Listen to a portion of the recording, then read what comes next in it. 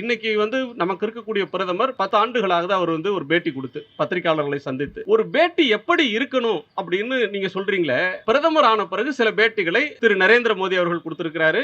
உள்துறை அமைச்சர் திரு அமித்ஷா கொடுத்திருக்கிறார். ஏஎன்ஐ நியூஸ் 18 டைம்ஸ் நவ் கொடுத்திருக்காங்க. இதெல்லாம் ரொம்ப ரேர் இன்டர்வியூஸ். அந்த இன்டர்வியூஸை எடுத்து வச்சுக்கங்க. நீங்க கேக்குறீங்கல்ல பல்லு படாம அப்படின்னு ஒரு பேட்டியை பார்த்து சொல்றீங்களே, அந்த பேட்டியை ஒப்பிட்டா அண்ணாமலை இது ஒரு ரிப்பீட்டட் ஒஃபெண்டர். வேணும்ட்டே செய்யறாரு தான் தெரியுது. ஏதோ வாய்க்கு இது பேசல. அவர் திட்டமிட்டு பேசுறாரு. அந்த அரகன்ஸ்னால இன்னும் மோசமாகிறது. பல்லு படாம அப்படின்னு ஒரு சொல். இன்னும் இவ்வளவு கேவலமா சொல்றாரு. பொது வாழ்க்கையில் இப்படிலாம் பேச மாட்டாங்களே. தமிழ்நாட்டில் எவ்வளவு பெரிய தலைவர்கள் இருந்திருக்காங்க. ஒரு பண்பட்ட அரசியல் உரையாடல் நடந்த ஒரு மாநிலம். தமிழ்நாட்டு பிஜேபியிலேயே நிறைய தலைவர்கள் இருந்திருக்காங்க. அந்த தலைவர்கள்லாம் இந்த மாதிரி சொன்னது இல்லையே. அந்த பேட்டி கேட்கும் போது ஒரு மாதிரி ஒரு அதிர்ச்சியா இருக்கு. ஆனா அவர்கள் பேசுவது என்பது ஒரு ஷாக் வேல்யூக்காக பேசல, கவன ஈர்ப்புக்காக பேசல. அதுக்கு பின்னாடி ஒரு மிகப்பெரிய செயல் திட்டமும் ஒரு அஜெண்டா அதுக்குள்ள இருக்கு. ஹெச் ராஜா இதுக்கு முன்னால மோசமா பேசியிருக்காரு. ஆனா ஃபர்ஸ்ட் ரேங்க் கொடுக்கிறது, அசிங்கமாக பேசுறது இந்தியாவிலேயே இந்த ஆளு தான் அண்ணாமலை. இது ஒரு தந்திரம் போல் இருக்கு. என்னிடம் வந்தால் நான் சொல்வதை கேட்டுட்டு போ, கிரிட்டிக்கலா எதுவும் கேட்காத. தமிழ்நாட்டில் இருக்கிற நிருபருக்கு கொஞ்சம் முதுகெலும்பு அதிகம், கொஞ்சம் அறிவு அதிகம். ஷார்ப்பா ஏதாவது ஒருத்தர் கேட்கிறாருன்னு வச்சுக்கங்க. நீ கேட்கறதுல இருந்து உன்னை நான் விடுவிச்சிடுறேன், நீ கேட்கவே கூடாது அப்படின்னா அதுக்கு ஒரு தந்திரம் இருக்கு. நீ சன் டிவியா, நீ குடும்ப தொலைக்காட்சி, கோபாலபுரம் கொத்தடிமை, அப்படி ஏதாவது ஒன்று சொல்றது. கேஸ் போடணும், கிரிமினல் கேஸ் போடணும். என்ன பதில் கொடுக்கிறாருன்னு பார்க்கலாம். மன்னிப்பு கேட்பாரா கோர்ட்ல? அவர் திருந்தவில்லை என்பதற்காகவோ, அவர் போக்குல மாற்றம் வரவில்லை என்பதற்காகவோ நாம் மாற முடியாது. நமக்கு சுயமரியாதை இருக்கிறது. ஒரு பத்திரிகையாளனுக்கு கருத்து சொல்ற உரிமை இருக்கிறது. ஊடகத்திற்கென்று சுதந்திரம் இருக்கு. அந்த சுதந்திரத்துக்கு சவால் வர்ற நேரங்களில் அந்த சவாலை எதிர்த்து நாம் கேட்போம். நண்பர்களே, ஒரு கண்டனத்தை பதிவு செய்யறதுக்காக நாம இங்க கூடியிருக்கிறோம். அந்த கண்டனத்திற்கு முன்னால் பல்லடத்தில் நியூஸ் 7 செய்தியாளர் தாக்கப்பட்ட சம்பவத்துக்காக நம்முடைய கண்டனத்தை வன்மையாக பதிவு செய்கிறேன். இங்கே பாஜகவுடைய மாநில தலைவர் திரு அண்ணாமலை அவர் பேசின ஒரு பேச்சு, அது சார்ந்த ஒரு ஆர்ப்பாட்டம். இந்த சர்ச்சை எங்கேருந்து வருதுன்னா, அமைச்சர் திரு உதயநிதி ஸ்டாலினை ஒரு தொலைக்காட்சிக்கு நேர்காணல் வழங்குறார். பொதுவாக நம்ம ஊரில் அரசியல் உரையாடல் அப்படின்றது எங்கே இருக்குன்னா, கலைஞர் கருணாநிதி அவர்கள் ஒரு பேட்டி தர்றாங்க அப்படின்னா அதற்கு செல்வி ஜெயலலிதா அவர்கள் எதிர்வினை ஆற்றுவாங்க. அவருடைய பேட்டி, அவருடைய கண்டனம், அவருடைய கருத்துக்கு வலிமையான எதிர்ப்பை எதிர்க்கட்சி தலைவர் காட்டுவாங்க. திரு எடப்பாடி பழனிசாமி அவர்கள் ஒரு கருத்து சொல்றாருன்னா அதற்கு எதிராக திரு மு.க. ஸ்டாலின் அவர்கள் மறு பேச்சை, மறு கண்டனத்தை தெரிவிப்பார். அது அவங்க அரசியல் தலைவர்களுக்கு இடையில் நடக்கிற அரசியல் உரையாடல், ஒரு பொலிட்டிக்கல் டிஸ்கோர்ஸ். இந்த பேட்டியை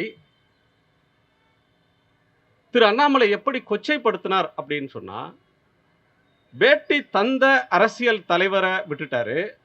பேட்டியில் சொல்லப்பட்ட கருத்து மேல அவர் மாற்று கருத்து சொல்லல. மாறாக யார் பேட்டி கொடுத்தாங்க, பேட்டி எடுத்தாங்களோ அந்த நெறியாளரை விமர்சிக்கிறார். அது என்ன விமர்சிக்கிறார்னா, ரொம்ப கொச்சையாக பல்லுபடாம அப்படின்னு ஒரு சொல். இன்னும் இவ்வளவு கேவலமா சொல்றாரு. பொது வாழ்க்கையில் இப்படிலாம் பேச மாட்டாங்களே. தமிழ்நாட்டில் எவ்வளோ பெரிய தலைவர்கள் இருந்திருக்காங்க. ஒரு பண்பட்ட அரசியல் உரையாடல் நடந்த ஒரு மாநிலம். தமிழ்நாட்டு பிஜேபியிலேயே நிறைய தலைவர்கள் இருந்திருக்காங்க. அந்த தலைவர்கள்லாம் இந்த மாதிரி சொன்னது இல்லையே. அந்த பேட்டி கேட்கும்போது ஒரு மாதிரி ஒரு அதிர்ச்சியா இருந்தது. ஆனால் அவர்கள் பேசுவது என்பது ஒரு ஷாக் வேல்யூக்காக பேசல, கவன ஈர்ப்புக்காக பேசல. அதுக்கு பின்னாடி ஒரு மிகப்பெரிய செயல் திட்டமும் ஒரு அஜெண்டா அதுக்குள்ள இருக்கு. அது அந்த செயல் திட்டத்துக்கு வருவதற்கு முன்னால் நான் இன்னொன்று சொல்லணும். அந்த கருத்து சொன்ன உடனே எல்லோருக்கும் ஒரு அசூயா இருந்துச்சு. இப்படி ஒரு பொது வாழ்க்கையில் இருக்கிற ஒரு ஆள் ஒரு மைக்கு பிடிச்சி, அது ஒரு கோயில் வாசல்ல, திருவான்மியூர்ல ஒரு கோயில், பக்தி மார்க்கம் அதிகமாக இருக்குன்னு சொல்றீங்களே, ஒரு கோயில் வாசல்ல நின்று அவர் சொல்றாரு, நீங்க பல்லு படாம அப்படின்னு சொல்றாரு. அதை 2-3 வார்த்தை அழுத்தம் திருத்தமா சொல்றாரு. தற்செயலா ஒரு ஃப்ளோல சொன்னது கூட இல்லை. அப்படி சொல்றீங்க அப்படின்னு சொன்னா, அதற்கு பிறகு அவர் என்ன சொல்றாருன்னா, எங்க ஊர்ல இந்த மாதிரி பேசுறது வழக்கமுங்க, பேச்சு வழக்குங்கிறாரு. நானும் அந்த பகுதியில் தான் பல ஆண்டுகள் வேலை செஞ்சிருக்கேன். அப்படி யாரும் பேசி நான் கேட்டதில்லை.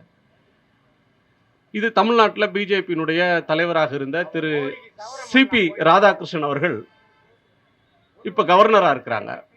அவர் ஒரு மாநில தலைவராக இருந்தவர். அந்த தலைவர் என்னைக்காவது அதே பகுதியில் இந்த சொல்லை பயன்படுத்தி பேசியிருப்பாரா அப்படின்னு பாருங்க. அதே பகுதியில இருந்து இன்னைக்கு அகில இந்திய பாஜகவினுடைய செயலாளராக இருக்கிறாங்க திருமதி வானதி ஸ்ரீனிவாசன். அவங்க எங்கேயாவது எங்க ஊர் வழக்கங்க இது அப்படின்னு சொல்லி எங்கேயாவது இந்த சொல்லை அவங்க பேசியிருக்காங்களா? அதே பகுதியிலிருந்து அரசியல்ல இன்னைக்கு எதிர்க்கட்சி தலைவராக இருக்கக்கூடிய திரு எடப்பாடி பழனிசாமி அவர்கள், அவர் எங்கேயாவது எங்க ஊர்ல இப்படிலாம் பேசுறது சகஜம் அப்படின்னு சொல்லி எங்கேயாவது பேசியிருக்கிறாங்களா என்றால் அப்படி யாரும் பேசலதில்லை. ஏன்னா அது வழக்கம் அல்ல. அது வழக்கமா இல்லை அப்படின்னு சொன்ன பிறகு சாரி ஒரு ஃப்ளோல சொல்லிட்டேன் அப்படின்னு சொல்லலாம். ஆனால் அப்படி சொல்லாம அடுத்து என்ன சொல்றாரு? நான் அப்படித்தான் பேசுவேன், நீங்க அதுக்காக மன்னிப்பு கூந்தல்லாம் கேட்க முடியாது அப்படின்னு சொல்றாரு. நீங்க தமிழ்ல நம்ம எல்லாமே தமிழ் மீடியத்திலேயோ இதுலயோ இங்கிலீஷ் மீடியத்திலேயோ படிச்சுட்டு வந்திருப்பீங்க, தமிழ் பத்திரிகைகளில் படிப்பீங்க. எங்கேயாவது ஒரு எழுத்து வழக்கில் எந்த பாட புஸ்தகத்திலேயாவது மன்னிப்பு கூந்தல்னு எந்த அரசியல் தலைவராவது பேசி கேட்டிருக்கீங்களா அப்படின்னா இல்லை. ஏன்னா இவங்க வாட்ஸ்அப் வழியாக, ஃபேஸ்புக் வழியா, ட்விட்டரில் மட்டும் புழங்குற ஒரு சொல். ஏன்னா அந்த கூந்தலுக்கு இன்னொரு சொல் அப்படின்றது அன்பார்லிமெண்ட்ரி. அதை போட்டால் எழுதுறவனுக்கே கூச்சமாக இருக்குன்றதுனால அவங்க ட்விட்டரில் இந்த சொல்லை பயன்படுத்துகிறாங்க. அந்த சொல்ல பயிற்சி எடுத்துகிட்டு இன்னைக்கு சொல்கிறார். சரி, இந்த ஆர்ப்பாட்டம் வருது, ஏன் இவ்வளவு பல பத்தாண்டுகள்? இன்னைக்கு தமிழ்நாட்டில் ஒரு ஜூனியர் மோஸ்ட் பொலிட்டீஷியன் வச்சுக்கோங்க, அவர் அரசியலுக்கு பொது வாழ்க்கைக்கு ஒரு 3 ஆண்டு காலம் இருக்கும். ஆனால் போராட்டத்தில் கண்டனம் தெரிவிக்கக்கூடியவங்க ஏறத்தாழ 30 ஆண்டு காலம் இந்த அரசியலை பார்த்தவங்களா, இந்த பணியில் இருக்கக்கூடியவங்களா இருக்கும். அப்போ அந்த தலைவர் ஏன் நமக்கு எதிராக இப்படி சொல்கிறாங்க, இந்த கண்டனத்தை மனம் திறந்து நம்ம யோசிக்கணும் அப்படின்னு நினைப்பாரா அப்படின்னு பார்த்தீங்கன்னா அப்படிலாம் நினைக்க மாட்டார் அப்படின்னு அன்றைக்கி அவரே போட்டிருக்காரு. அவர் சில சொற்கள் எல்லாம் பயன்படுத்துகிறார். இந்த நண்பர் முன்னாடி பேசினவங்க சொன்ன மாதிரி பத்திரிகையாளர்கள் 3 முறை போராடினாங்க அப்படின்னு சொன்னாருன்னு. அவர் அப்படிலாம் சொல்லலை. இந்த கும்பல் எனக்கு எதிராக 3 முறை போராடிச்சுன்னு சொல்கிறார். கும்பல்னு சொல்கிறார். தனக்கு எதிராக ப்ரொடெஸ்ட் பண்ணால் அவங்கள பத்திரிகையாளர்லாம் அவர் அக்னாலஜ் பண்ணல. இந்த கும்பல் எனக்கு எதிராக 3 முறை போராடிச்சு, இந்த அடி வருடிகள் அப்படின்னு சொல்றாரு. அடுத்து இன்னொரு சொல்லையும் சொல்றாரு, நீங்க ஒரு ஒப்பீனியனை கிரியேட் பண்ணி தமிழ்நாட்டினுடைய அரசியலின் போக்கை தீர்மானிக்க முடியாது, காலம் மாறிடுச்சுன்றாரு. தமிழ்நாட்டோட அரசியல் உரையாடலை டிசைட் பண்றது அரசியல் தலைவர்களும், களத்தில் இருக்கக்கூடிய செயல்பாட்டாளர்களும், களத்தில் இருக்கக்கூடிய சூழல், ப்ரிவைலிங் கண்டிஷன், அது எதுதான் தீர்மானிக்கிறதே தவிர பத்திரிகையாளர்கள் அல்ல. பத்திரிகையாளர்கள் ஒரு மெசஞ்சர்ஸ். ஒரு நிருபர் பேட்டி கொடுக்குறாரு, பேட்டி எடுக்கிறாருன்னா நான் திருப்பி கேட்கிறேன், இன்னைக்கு நமக்கு இருக்கக்கூடிய பிரதமர் 10 ஆண்டுகளாக அவர் ஒரு பேட்டி கொடுத்து பத்திரிகையாளர்களை சந்தித்து, அது அவருடைய உரிமை அப்படின்னு சொல்றாங்க. சரி, ஆனால் அவர் பேட்டி கொடுக்காதவரா அப்படின்னா, இதே தமிழ்நாட்டில் பிரைம் மினிஸ்டர் கேண்டிடேட்டாக வந்தப்போ தமிழ்நாட்டில் இருக்கக்கூடிய எல்லா பத்திரிகைகளுக்கும் பேட்டி அளித்தவர். இன்றைக்கும் போய் பாருங்கள், தமிழில் இன்னைக்கு இருக்கிற எல்லா தொலைக்காட்சிக்கும் அவர் பேட்டி கொடுத்துருக்கிறாரு. சரி, பேட்டி கொடுக்கறதும் கொடுக்காதும் அவருடைய உரிமை அப்படின்னு வச்சுக்கோங்க. அந்த தலைவர் இன்னைக்கு என்ன பண்ணுறாங்கன்னா, பேட்டி கொடுக்கல, சரி, பேட்டி கொடுக்கறது உங்களுடைய உரிமை அல்லது உரிமை இல்லை. ஒரு பேட்டி எப்படி இருக்கணும் அப்படின்னு நீங்கள் சொல்கிறீங்களே, பிரதமர் ஆன பிறகு சில பேட்டிகளை திரு நரேந்திர மோடி அவர்கள் கொடுத்துருக்கிறாரு, உள்துறை அமைச்சர் திரு அமித்ஷா கொடுத்துருக்கிறாரு, ஏஎன்ஐன்ற இதுக்கு வந்திருக்கு, நியூஸ் 18 அதனுடைய அகில இந்திய சேனல் கொடுத்துருக்குறாங்க, டைம்ஸ் நவ் கொடுத்துருக்குறாங்க. இதெல்லாம் ரொம்ப ரேர் இன்டர்வியூஸ்.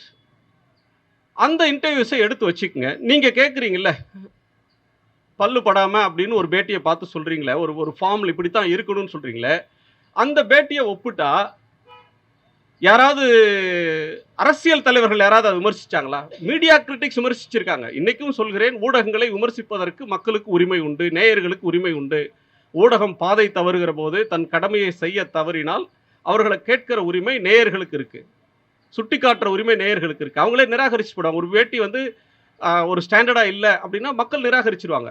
ஆனால் இவர்கள் ஏன் இதை கண்டிக்கிறாங்க அப்படின்னு சொன்னால், இதை டிஸ்கிரெடிட் பண்ண பார்க்குறாங்கன்னா, மீடியாவை டிஸ்கிரெடிட் பண்ணுறது, இன்டெலிஜென்சியாவை டிஸ்கிரெடிட் பண்ணுறது, தனக்கு எதிராக ஒரு பேட்டியை இப்படி இருக்கணும்னு அவங்களாக நிர்ணயிப்பது. அது எப்படி சொல்ல முடியும்?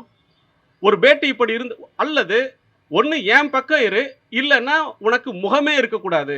நீ நடுநிலை அப்படின்னோ ஒரு சுதந்திரமான மனிதனோ இருக்கிறதுக்கு உனக்கு உரிமை இல்லை. ஒன்று என் பக்கம் இரு, இல்லைன்னா உன்னை வந்து நான் டிஸ்கிரெடிட் பண்ணுவேன். உனக்கு வந்து பொது மரியாதை சமூகத்தில் இந்த செய்தியாளர்களுக்கு எந்த பொது மரியாதையும் இருக்கக்கூடாது அப்படின்னு நினைக்கிற ஒரு உள்நோக்கம் இதுக்கு பின்னாடி இருக்கு.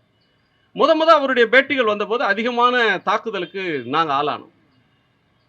யாராவது போய் எந்த பேட்டியாவது கேட்டாங்கன்னா உடனே என்ன பண்ணுவாருன்னா, கோபாலபுரம் மீடியா, உங்கள் குடும்ப தொலைக்காட்சி அப்படின்னு ஆரம்பித்து சன் டிவியை விமர்சிப்பார். ஏன் தொடர்ச்சியாக எந்த பேட்டிக்கு போனாலும் யார் என்ன கேள்வி கேட்டாலும் பேசிகிட்டு இருந்தார். ஒரு நாள் தேனியில் ஒரு சம்பவம், ஒரு 10 நிமிஷம் பேட்டியில் 5 நிமிடம் திட்டியிருந்தார் ஊடகங்களை. இப்போ எங்கள் நிருபரை கூப்பிட்டு கேட்டேன், என்னப்பா நீ கேள்வி கேட்டீங்க, என்ன அது இஷ்யூன்னு கேட்டேன். சார் நான் எந்த கேள்வியுமே கேட்டது தந்தி டிவி நிருபர், ஆனால் சன் டிவியை திட்டினார் சார் அவர் அப்படின்னாரு. நான் கேள்வியை கேட்கல சார், நான் பின்னாடி இருந்தேன், நம்ம மைக் இருந்தது, கேள்வி கேட்டது தந்தி டிவி ரிப்போர்ட்டர், ஆனால் சன் டிவி அவர் சகட்டு மணிக்கு திட்டினார். அப்போ தான் எனக்கு புரிஞ்சது, ஓ இது ஒரு தந்திரம் போல் இருக்கு. என்னிடம் வந்தால் நான் சொல்வதை கேட்டுட்டு போ, கிரிட்டிக்கலாக எதுவும் கேட்காத. தமிழ்நாட்டில் இருக்கிற நிருபருக்கு கொஞ்சம் முதுகெலும்பு அதிகம், கொஞ்சம் அறிவு அதிகம், ஷார்ப்பாக ஏதாவது ஒருத்தர் கேட்குறாருன்னு வச்சுக்கங்க, நீ கேட்கறதுல இருந்து உன்னை வந்து நான் விடுவிச்சிடுறேன், நீ கேட்கவே கூடாது அப்படின்னா அதுக்கு ஒரு தந்திரம் இருக்கு. நீ சன் டிவியா, நீ குடும்ப தொலைக்காட்சி, கோபாலபுரம் கொத்தடிமை, அப்படி ஏதாவது ஒன்று சொல்றது, உடனே என்ன ஆவாங்க, ஒரு செய்தியாளர் வந்து அவங்க டிமாரலைஸ் ஆவாங்க. இன்னும் இது கேள்வி கேட்டால் கேள்விக்கு பதில் சொல்லலாம், கேள்விக்கு பதில் சொல்றது அவ்வளோ ஒன்றும் கஷ்டமான காரியம் இல்லை. அதற்கு பதிலாக தனி மனித தாக்குதலை ஈடுபடுறதுன்றது ஒரு சிஸ்டமேட்டிக்கான ஒரு தன்மையாக வைத்திருந்தாங்க. இன்னைக்கு அது இங்கே வரலையும் வருது. இது தொடருமா அப்படின்னா நிச்சயம் தொடரும். ஏன்னா அந்த கட்சியினுடைய தலைவர்கள் யாராவது கண்டிப்பாங்க. அதுலேயும் வந்து இப்போ தர்மம்லாம் பேசுகிறாங்க இல்லையா, அறம் தர்மம்லாம் பேசுறதுனால யாராவது மூத்தவர்கள், நியாயஸ்தர்கள், யாராவது பெரியவங்க கேட்பாங்க அப்படின்னு நினைத்தால், அப்படி யாரும் கேட்கல அப்படின்றது தான் அவருடைய லேட்டஸ்ட்டு எதிர்வினைகள்லாம் காட்டுது. அவர்கள் கேட்கவில்லை என்பதற்காகவோ, அவர் திருந்தவில்லை என்பதற்காகவோ, அவர் போக்கில் மாற்றம் வரவில்லை என்பதற்காகவோ நாம் மாற முடியாது. நமக்கு சுயமரியாதை இருக்கிறது, ஒரு பத்திரிகையாளனுக்கு கருத்து சொல்கிற உரிமை இருக்கிறது, ஊடகத்திற்கென்று சுதந்திரம் இருக்குது. அந்த சுதந்திரத்துக்கு சவால் வர்ற நேரங்களில் அந்த சவாலை எதிர்த்து நாம் கேட்போம். நேற்று நம்முடைய முந்தைய தலைமுறை கேட்டது, இன்றைக்கு என்ன நெருக்கடி வந்தாலும், எவ்வளவு அச்சுறுத்தல் வந்தாலும், இதே அதிகாரம் இல்லை என்றால் இப்படி நடந்து கொள்வார்களா, இப்படி ஒரு தலைவர் நடந்து கொள்ள முடியுமா, இந்த அதிகாரம் இல்லை, ஆட்சி அதிகாரம் இல்லை என்றால் ஒரு அரசியல்வாதி இப்படி நடந்து கொள்ள முடியுமா அப்படின்ற கேள்வி நமக்கு இருந்தாலும், நீ என்ன அதிகாரத்தை வைத்திருந்தாலும் அதற்கு எதிராக நியாயத்தின் குரல் என்பது தொடர்ந்து ஒலிக்கும். நேற்றும் இந்த ஏற்க மாட்டோம், அடிபணிய மாட்டோம்னு கண்டிச்சோம். இந்த அநாகரிகம் என்பது தமிழ்நாட்டில் அரசியலில் மைய நீரோட்டத்தில் இருக்கக்கூடாது அப்படின்றதான் நம்முடைய கவலை. தனி மனிதர்கள் மீது நமக்கு எந்த பெரிய வருத்தமும் கோபமும் இல்லை. அரசியல் நாகரிகம் அப்படின்ற ஒன்று அரசியல்வாதிகளுக்கு மட்டும் இல்லை, அவர்கள் ஊடகங்களிடம் எப்படி நடந்து கொள்கிறார்கள், ஊடக சந்திப்புகள் எப்படி நடந்துக்கிறாங்கன்றதும் அரசியல் நாகரிகத்துக்கு ஒரு அளவுகோல் தான். அந்த அளவில் என்னுடைய கண்டனத்தை பதிந்து நிறைவு செய்கிறேன். நன்றி. பல கருத்துக்களுடைய ஊடகவியலாளர், பத்திரிகையாளர் எல்லாம் ஒன்றா சேர்ந்து இந்த விஷயத்தில் ஒரு மினிமம் காமன் ப்ரோக்ராமை கொண்டு வர வேண்டும். இந்த சவாலை எப்படி நம்ம மீட் பண்ண போகிறோம்னு சொல்லி எனக்கு இது என்னுடைய அண்டர்ஸ்டாண்டிங் என்னவென்றால், பாஜக தமிழ்நாட்டில் ஒரு விதமான முன்னேற்றமோ ப்ரோக்ரஸ் ஒரு சீரியஸ் ஃபோர்ஸாக கருதவில்லை. அஃப்கோர்ஸ் ஒன்றிய அரசாங்கம் இருக்கும்போது ஒரு அளவுக்கு அவங்களுக்கு பவர் இங்கே இருந்தாலும், இங்கே சொந்த காலில் நின்று ஒன்றும் செய்ய முடியவில்லை. இதுதான் யதார்த்தம், எல்லாருக்கும் தெரிஞ்ச விஷயம். அதனால் ஒரு சர்ச்சைக்குள்ள பேச்சு, அசிங்கமான பேச்சு கொண்டு வந்து இதை ஒரு பப்ளிசிட்டி, ஒரு நியூஸ், பிரேக்கிங் நியூஸாகவும் நியூஸ் ஐட்டமாகவும் பண்ணுறது தான் அவங்களுடைய நோக்கம். ராஜா இதுக்கு முன்னால் மோசமாக பேசியிருக்காரு. ஆனால் ஃபர்ஸ்ட் ரேங்க் கொடுக்கறது, அசிங்கமாக பேசுறது இந்தியாவிலேயே இந்த ஆள் தான் அண்ணாமலை. அண்ணாமலையோட பேக்ரவுண்டை நம்ம ஆழமாக இன்வெஸ்டிகேட் பண்ண தேவை. இதனால சொன்னார் அந்த இதில், அதாவது கர்நாடகாவில் எப்படி நடந்திருக்காங்கன்னு. அவர் ஒரு போலீஸ் ஆஃபீஸருடைய நோக்கத்தை கொண்டு வந்திருக்காரு. எல்லா போலீஸ் ஆஃபீஸரும் சொல்ல முடியாது, நல்ல போலீஸ் ஆஃபீஸர் இருக்காங்க, நல்ல கான்ஸ்டபிள்ஸ் இருக்காங்க. இங்கே பல மழையிலும் வெயிலிலும் வேலை செய்கிறவங்க நிறைய நல்லா இருக்காங்க. போலீஸ்மென் அண்ட் போலீஸ் விமன் பல கேட்டகரிஸில். ஆனால் சில மோசமான ஆஃபீஸர்ஸில் இவர் ஒரு எடுத்துக்காட்டு. அவருக்கு ஒரு கலாச்சாரமோ ஒரு சிவிலைசேஷன் ஒன்றும் புரியவில்லை. ஒரு அசிங்கமாக பேசி அதை நியூஸ் ஐட்டமாக பண்ணுறது, ஒரு பிரேக்கிங் நியூஸாக பண்ணுறது தான் அதோட நோக்கம். வேற எந்த எக்ஸ்பிளனேஷனும் நம்மளால் கொடுக்க முடியாது, இதை புரிஞ்சு கொள்ள முடியாது. இது இல்லைன்னா பிஜேபி ஒன்றும் இல்லாத நிலையிலிருந்து ஒரு ஊடகங்கள் பேசக்கூடிய ஒரு ஃபோர்ஸாக மாற்றக்கூடிய நோக்கம் தான் இது. அதை தவிர அவருடைய ஆரகன்ஸ், அவருடைய பேட் லாங்குவேஜ், சில பேர்லாம் பேசுவாங்கல்ல, போலீஸ் ஆஃபீஸர் வந்து ரொம்ப அசிங்கமாக பேசுவாங்கல்ல, ஹசீஃபும் கோபாலும் சொல்கிற மாதிரி தெருக்கில் பேசுவாங்க பல பேர். அது வந்து ஒரு அரசியல் தலைவர் என்று கிளைம் பண்ணுறவர் பேச முடியுமா?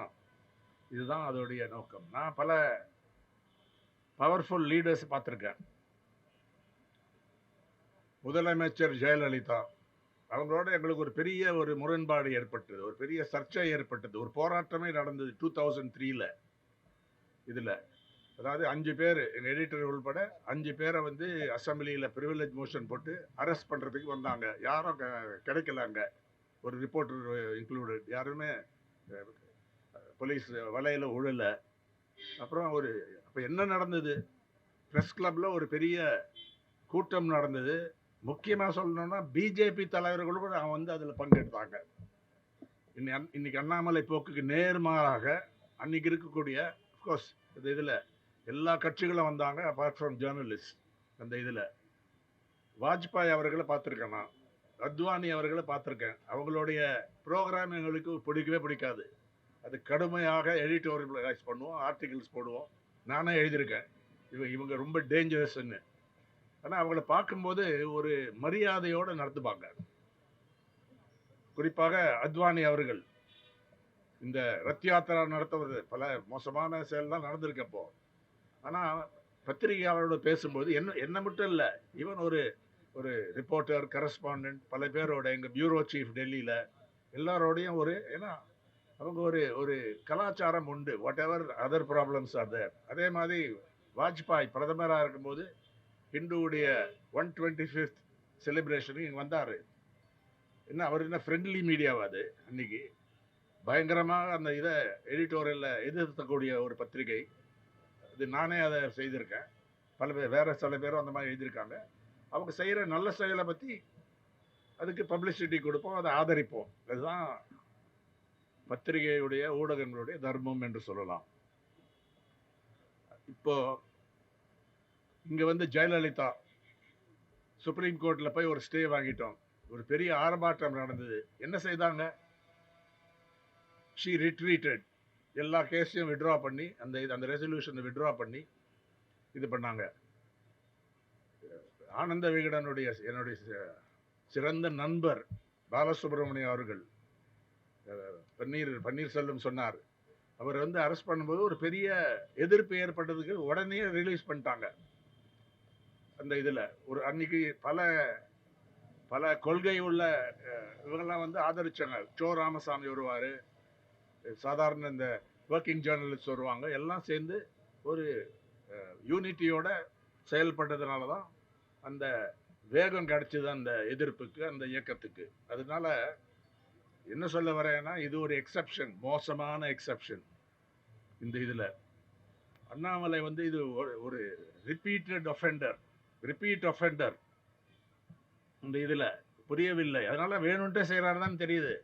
ஏதோ வாய்க்கு வந்து இது பேசலை, அவர் வந்து திட்டமிட்டு வந்து பேசுகிறாரு. அந்த ஆரகன்ஸ்னால இன்னும் மோசமாகிறது. அது இந்த லேட்டஸ்ட் இது மேலே கேஸ் போடணும், கிரிமினல் கேஸ் போடணும்.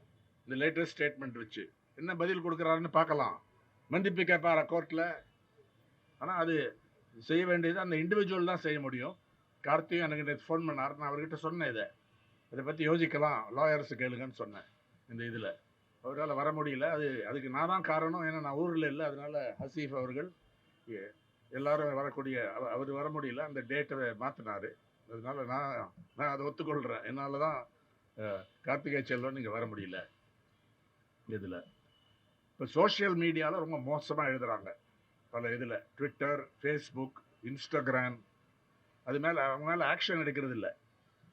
அவங்களுக்கு ஒரு மெஷினரி இருக்குது. டிஸ்இன்ஃபர்மேஷன் டிஸ்இன்ஃபர்மேஷனுக்கும் மிஸ்இன்ஃபர்மேஷனுக்கும் ஒரு வித்தியாசம் இருக்குது. மிஸ்இன்ஃபர்மேஷன் என்றால் தவறான இன்ஃபர்மேஷன். அது பல பேர் நம்மளே செய்யலாம், பல தடவை திருத்திக் கொள்ளலாம். வேணும்ன்ட்டு செய்கிறது இல்லை, அதுக்கு மோட்டிவ் கிடையாது, வேணும்ன்ட்டே அது யாவது ஒரு செய்யணும்னு சொல்லி. டிஸ்இன்ஃபர்மேஷன் என்றால் வேணும்ன்ட்டே ஒரு ஹேட், பொய் சொல்கிறது, ஹேட்டை வளர்க்கிறது, ஜென்ரேட் பண்ணுறது, அதை வெப்பனைஸ் பண்ணி மில்லியன்ஸ் ஆஃப் பீப்புள் அவங்களுக்கு சேரக்கூடிய வகையில் அதை பரப்புவது, வளர்ப்பது. இதுதான் அதோடைய நோக்கம். அது செய்கிறாங்க. அதனால் இன்னைக்கு என்ன செய்ய வேண்டும் என்று பார்க்கணும். அதுக்கு முன்னால் நேசப்பிரபு அவர் வந்து லேட்டஸ்ட் இது படைச்சிருவாருன்னா தகவல் அப்டேட் குணா சொன்னார். வேணும்ன்ட்டு அட்டாக் பண்ணுறாங்க, சித்திரவதை பண்ணுற மாதிரி. இது ஒரு பேட்டர்ன் தான் இந்தியாவில். சில இது சிபிஜே கமிட்டி டு ப்ரொடெக்ட் ஜேர்னலிஸ்ட்ன்றவங்க ஒவ்வொரு கேஸையும் போட்டு ஒரு டேட்டா பேஸ் வச்சுருக்காங்க. அதில் நான் இன்னைக்கு போய் பார்த்தேன். 2004 யூபிஏ பீரியடுக்கும் பிஜேபி பீரியடுக்கும் கம்பேரிசன். 2004 2013 மட்டும் 11 ஊடகவியலாளர் படுகொலை செய்யப்பட்டாங்க. வெறும் கான்ஃப்ளிக்ட்ல மரணம் அடைஞ்சவங்க இல்லை, வேணும்ன்ட்டு அவங்களுடைய வேலையினால, அவங்களுடைய எழுத்துனால, இல்லை அவங்களுடைய வீடியோனால, அவங்களுடைய டிவி ஒர்க்குனால, நியூஸ் சேனல்ஸுக்கு செய்கிறதுனால கரப்ஷனை இன்வெஸ்டிகேட் பண்ணுவாங்க, கிரிமினல்ஸுக்கு எதிராக இன்வெஸ்டிகேட் பண்ணுவாங்க. அவங்கள குறி வைத்து இது பண்ணுறக்கூடிய இதில் 11 பேர். அது மோசம்தான். இவங்க காலத்தில் என்ன ஆச்சு? இப்போ தான் அந்த புள்ளி விவரத்தை பார்த்தேன். 2014 2024 மட்டும் 19 பேர். எல்லாத்துக்கும் பிஜேபி காரணம் நான் சொல்ல மாட்டேன். பல மாநிலங்களும் நடந்திருக்கு, வேற ஆக்டர்ஸும் அதில் இருந்திருக்காங்க. ஆனால் இந்த ஆட்சியில், பிஜேபியோடைய ஆட்சியில், இந்தியா ஒரே நாடு, ஒரே ஓட்டு, ஒரே லாங்குவேஜ் எல்லாம் சொல்கிறாங்கல்ல, அதனால அவங்களுடைய ஆட்சியில் அதை கிட்டத்தட்ட டபுள் ஆயிருக்கு இந்த இதில். அது மட்டும் இல்லை, 20 வருஷம் ஆனால் கூட இந்த கேஸ் வந்து முடியவில்லை பல கேஸில். அதனால தான் CBJ committee to protect journalist global impunity index என்ற ஒன்று டெவலப் பண்ணியிருக்காங்க. அதாவது பத்திரிகை ஊடகவியலாளருக்கு மர்டர் பண்ணலாம், உங்களுக்கு ஒரு கான்சிக்வன்ஸும் வராது. இம்ப்யூனிட்டி, பாதுகாப்பு. குற்றம் செய்யலாம், சட்டம் நம்மளை, அந்த சிஸ்டம் நம்மளை பாதுகாக்கும். அதுதான் தண்டனை கிடைக்காம உங்களுக்கு கேள்விப்பட்டிருக்கீங்க. அதனால இந்த நேசப்பிரபு அட்டாக் பண்ணவங்க அட்டெம்ப்டட் மர்டர் தான், மோசமான காசிங் கிரீவஸ் இன்ஜுரி பல செக்ஷனில் இருக்குது. 2 பேரை கைது பண்ணிருக்காங்கன்னு கேள்விப்பட்டோம். இது ஒரு சீரியஸாக எடுப்பாங்க. இது குவிக்காக இந்த கேஸை டெவலப் பண்ணி அவங்களுக்கு தண்டனை கட்டாயமாக இருக்கும். யார் அவங்க பின்னால், இந்த ரவுடிகள், இந்த கொலைக்காரர்கள் பின்னால் யார் இருக்காங்கிறத கண்டுபிடிக்க வேண்டும். இதுதான் நம்மளுடைய போலீஸ் டிபார்ட்மெண்ட்டுக்கும் தமிழ்நாடு அரசாங்கத்துடைய பொறுப்பு. அதை வந்து கவனிப்போம் நம்ம எல்லாம். எந்த அளவுக்கு பண்ணுறாங்க, எங்கேயாவது யாராவது ஷீல் பண்ணுறாங்களா லோக்கலாக, இல்லை போலீஸ் சரியாக நடைமுறையில் வரலையா, இதெல்லாம் வந்து பார்க்க வேண்டும். அதில் கன்சிஸ்டண்ட்டாக இருக்கட்டும். அதுதான் நாங்கள் இதில் கலைஞர் இருக்கும்போது, இப்போ ஜெயலலிதா பார்த்து முடிச்சிடுறேன். முதலமைச்சர் ஜெயலலிதா இருக்கும்போது கடுமையாக விமர்சனம், கொஞ்சம் கோபம் வரும், சில நடவடிக்கை அவதூறு வழக்கு போடுவாங்க. ஆனால் நம்ம அதை எதிர்த்தால் வாபஸ் வாங்கிடுவாங்க, ரிட்ரீட் பண்ணுவாங்க. அதுக்கப்புறம் ஒரு பழகுவாங்க. அவ்வளோ powerful leader, senior most leader Kalaignar. எனக்கு நிறையா கோபால் அவர்களுக்கும் எனக்கும் நிறையா அனுபவங்கள் உண்டு. அவரோடைய பேசி, இந்த ஃபோனில் பேசுறது, சில நேரம் கடுமையாக எடிட்டோரியல் எழுதிடுவோம் திமுக இதை பற்றி. அன்னைக்கு கலைஞர் முதலமைச்சராக இருக்கும்போதே ஒரு தடவை வந்து ஃபோன் பண்ணி கிட்ட காத்தால, இன்னும் இவ்வளோ ஸ்ட்ராங்காக எழுதிட்டீங்க, நீங்கள் சஜஸ்ட் பண்ணுறது, எடிட்டோரியல் சஜஸ்ட் பண்ணுறது தான் நான் வந்து பண்ணியிருக்கேனே அப்படின்னு உடனே அவர் பார்த்தா கம்ப்ளீட்டாக மாறிடும். ஏன்னா அவர் ஒரு எழுத்தாளர், ஒரு ஜேர்னலிஸ்ட். அதான் அதோடைய நியாயம், அதுதான் அதோடைய தர்மம், அதுதான் அவருக்கு புரியும். நான் வந்து எனக்கு என்னோட ரைட்ஸ், என்னோட உரிமைகளை ப்ரொடெக்ட் பண்ணுறதுக்கு எனக்கு அது ஒரு கான்ஸ்டியூஷனில் இருக்குது. அதே மாதிரி நீங்கள் என்ன விமர்சனம் பண்ணால் உங்களுக்கும் உரிமை இருக்குது. 100% அது இல்லைன்னா கூட 95% அந்த அப்ரோச் தான் இருக்கும் கலைஞருக்கு. சில தடவை கோவம் வரும். ஆனால் நீங்கள் பேசி அதை ரீசன் பண்ணி பேசினா இருக்கும். இந்த அனுபவங்கள்லாம் எங்களுக்கு இருக்குது. இப்போ இந்த சீனியர் இங்கே பல சீனியர் ஜேர்னலிஸ்ட் இருக்காங்க. அது பண்ணணும். எல்லாருக்கும் தெரிஞ்ச விஷயம். நான் அது திருப்பியும் அந்த டீட்டெயில்ஸுக்கு போக தேவையில்லை. இந்த ஆள் மேலே கேஸ் போடணும், கிரிமினல் வழக்கு போடணும். நானாக தான் போடுவேன். அதை வந்து சீரியஸாக எடுக்கணும். அது பண்ணாதனால தான் அவருக்கு இம்ப்யூனிட்டி இருக்குது இந்த இதில். ஆனால் அது இண்டிவிஜுவல் அந்த அவங்க தான் பண்ண முடியும். வேறு ஏதாவது செக்ஷன் இருக்கான்னு வக்கீல்களை கேட்கலாம். சீனியர் வக்கீல்கள் நம்ம ஃப்ரெண்ட்ஸ் இருக்காங்க, இது வேறு ஏதாவது கேஸ் போட முடியுமான்னு. ஆனால் டெஃபமேஷன், கிரிமினல் டெஃபமேஷன் போட வேண்டியது தான் நம்மளுடைய கடமை. ரெண்டாவது, பன்னீர்செல்வம் சொன்னார் டெஃபமேஷன் பில் 1988 நல்ல ஞாபகம் இருக்குது. ராம்நாத் கோயங்கா மார்ச் பண்ணார், அருண் ஷௌரி இருந்தார் அதில். நான் கூட அந்த படத்தில் இருக்கேன், மச் யங்கர். ஜார்ஜ் ஃபெர்னாண்டஸ் அதில் இருந்தார். ஒரு பெரிய எழுச்சி ஏற்பட்டது அந்த இதில். Ramoji Rao editors guild president, அவர் வந்து ஈநாடுடைய ப்ரிப்பரேட்டர். அப்போ ரொம்ப அதில் ஆக்டிவாக இன்வால்வ் பண்ணி அந்த பில் வந்து அந்த பில்லுடைய நோக்கம் என்ன, கிரிமினல் டெஃபமேஷனை இன்னும் மோசமாக, இன்னும் ஒரு சிவியராக மாற்றக்கூடிய ஒரு சட்டம், ஒரு டிராஃப்ட் பில். அதை எதிர்த்ததுக்கு அப்புறம் ராஜீவ் காந்தி என்ன பண்ணார், அவரை பற்றி அதை சொல்லலாம்ல. அவங்களோட ஒரு பேச்சுவார்த்தை நடந்து அந்த ஜேர்னலிஸ்ட் அதை பண்ணி அதை வாபஸ் வாங்கிட்டாங்க. ஆனால் அந்த அந்த பில் இருக்கும்போது நாங்கள் என்ன பண்ணோம், என்னுடைய கருத்து கூட அன்னைக்கு பிரதிபலித்தது. பல பேர் அதை பற்றி வேற சஜஷன் கொடுத்தாங்க. எந்த காங்கிரஸ் அமைச்சரோ தலைவரோ ஏதாவது பிரஸ்ஸை மீட் பண்ணால் முதல் கேள்வி டெஃபமேஷன் பில்லை ஆதரிக்கீங்களா எதிர்க்கீங்களான்னு கேட்கணும். அது எதிர்ப்பு, அது வந்து ஒரு எக்ஸ்ட்ரீம் ஸ்டெப்புன்னு கூட நான் சொல்லுவேன். நாங்கள் செய்ததில்லை. எல்லா இடத்துலையும் அதை நடைமுறைக்கு வரல. ஆனால் பல இடங்களில் வந்து ஹைதராபாத் இங்கே எல்லாம் அவங்க வந்து எதிர்ப்பை தெரிவிக்கலைன்னா உடனே walk out of the press conference.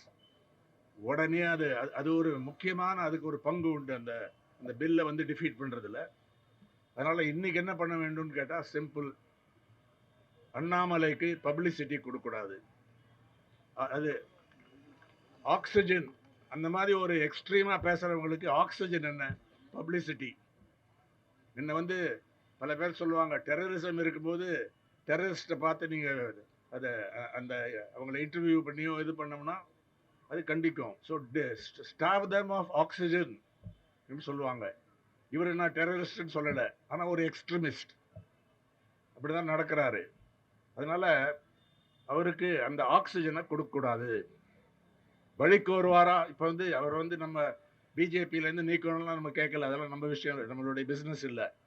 இங்கே உங்களுடைய இந்த மோசமான இந்த ஒஃபென்ஸ் அதை கண்டிக்கிறோம். அதில் திருந்தலைன்னா அப்புறம் நாங்கள் யோசிப்போம். உடனே அவர் பேருக்கு அப்பாலஜிஸ் கொடுத்துட்டு ஃபார்மலாக முன்ன மாதிரி நார்மல் இதை பிஸ்னஸ் ஆஸ் யூஷுவல் பண்ண முடியாது. ஏன்னா இது ஒரு ரிப்பீட்டட் அஃபெண்டர், அதுதான் முக்கியம். இதில் ஒரு தடவை பண்ண மன்னிச்சுக்கலாம். இதில் ரிப்பீட்டட் அஃபெண்டர். ஒரு பெண் பத்திரிகையாளர் பற்றி ஒரு மோசமாக பிஹேவ் பண்ணியிருக்காரு. எல்லாம் முன்னால் வந்து டிவி கேமரா அவங்க மேலே வரும், எல்லாரும் கேட்குறாங்க இது பண்ணலான்னு.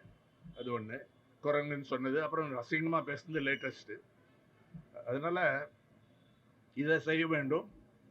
கோபால் அவர்கள் சொன்ன மாதிரி எல்லாராலையும் செய்ய முடியுமாங்கிறது கேள்விக்குறிதான். ஏன்னா அந்த ப்ரொப்ரைட்டர்ஸோடைய இதை பொறுத்து இருக்குது. ஆனால் பத்திரிகையாளர்கள் எல்லாம் யுனைட் பண்ணால் எம்ப்ளாயர்ஸ் ஒன்றும் செய்ய முடியாது.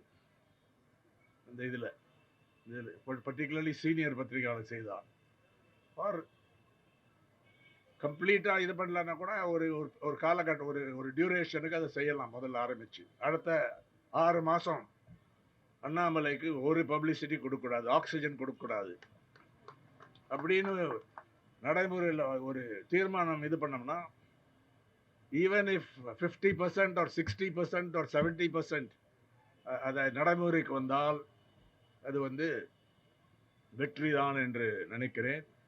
அதே நேரத்தில் வேற அரசியல் தலைவர்கள், பிஜேபி தலைவர்கள் எல்லாரும் ரீசனபிளாக இருக்கிறவங்ககிட்ட பேசி நம்மளுடைய உணர்வை, இந்த உணர்ச்சியை, இந்த தீர்மானத்தை கொண்டு போக வேண்டும். இது செய்தால் ஜெயலலிதாவால் நிற்க முடியல அகேன்ஸ்ட் இது, அவ்வளோ பெரிய லீடர். கலைஞர் அதை வேற மாதிரி இது பண்ணார். அத்வானி செய்யலை, வாஜ்பாய் செய்யலை, நரேந்திர மோடி கூட இன்னைக்கு அது பல நசுக்கிறாங்க. ஆனால் நேராக இந்த மாதிரிலாம் பேச மாட்டார் இந்த இதில் பிரைம் மினிஸ்டர் மோடி. அதனால இது ஒரு அரசியல் நாகரிகத்துக்கு விரோதமான ஒரு செயல், வன்மையாக கண்டிக்க வேண்டும். But we also have to boycott. அந்த ஆக்சிஜனை அவருக்கு கொடுக்கக்கூடாது.